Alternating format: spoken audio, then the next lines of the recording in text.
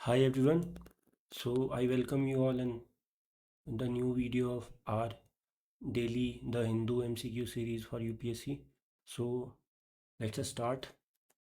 The first question is the public trust doctrine.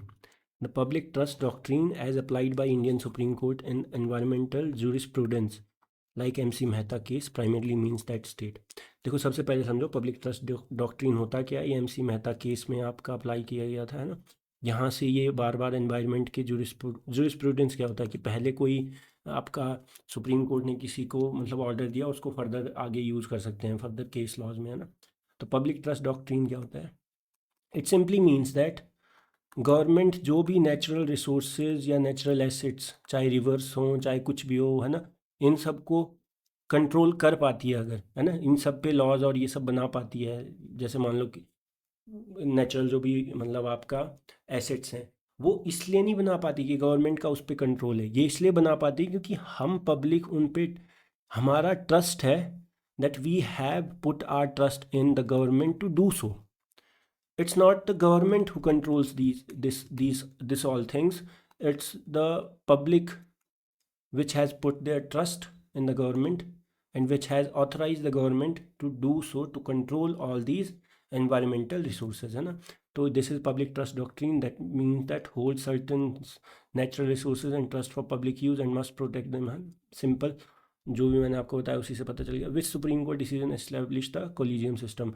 देखो ये कोई फॉर्मली इससे नहीं आया, बट हाँ मतलब सेकंड जजेस केस के बाद से आपका क्या हुआ, शिफ्ट हुआ बैलेंस का, मतलब आपका एग्जीक्यूटिव से लेके यहाँ पे आपका जुडिशियल सुप्रीमेसी में, जुडिशियल अपॉइंटमेंट्स में। आपको इसमें पता भी है सारे एनजेक के केस होते हैं। फर्स्ट केस में आपको पता है कि प्रेसिडेंट को सुप्रीम अथॉरिटी रखा गया था, है ना। तो ये आपका simple question third, the first जजेस case is best known for holding that. हाँ ठीक है।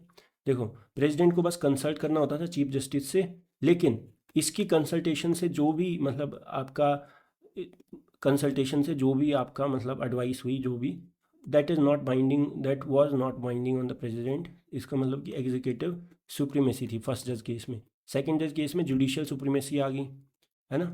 ये आपको समझना पड़ेगा। उसके बाद से कोलिजियम सिस्टम डेवलप हुआ। Which of the following best describes a carbon credit system. Carbon credit system क्या होता है?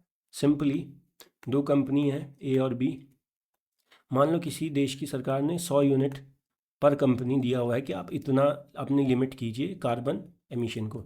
अब मान लीजिए कि ए वाली कंपनी 150 यूनिट कर चुकी है, बी कंपनी ने सिर्फ 20 यूनिट निकाला है इन ईयर, है ना। सो क्या होता है कि ये कंपनी पे पेनल्टी लग सकती है, लेकिन ये कंपनी तो क्या है, इसके पास तो 80 यूनिट अभी भी बचा यूज़ करने को, लेकिन अब ये यूज़ तो कर नहीं पाएगी क्योंकि इसका तो 20 यूनिट में काम निपट गया।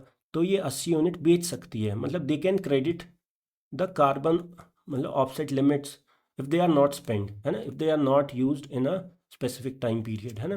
तो ये इसको बेच देगी, इसको पैसा मिल जाएगा।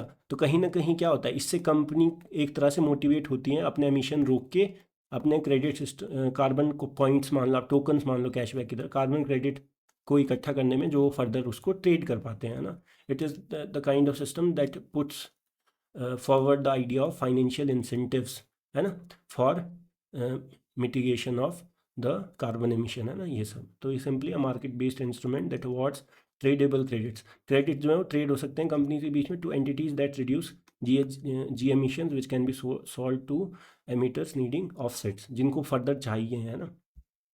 Match the tropical storm names, ये बहुत सिंपल क्वेश्चन है ज्योग्राफी का। साइक्लोन आपका किस रीजन में बोला जाता है? Indian Ocean, South Pacific. Typhoon same नाम उसी के लिए, वेस्टर्न पैसिफिक एरिया में, है ना।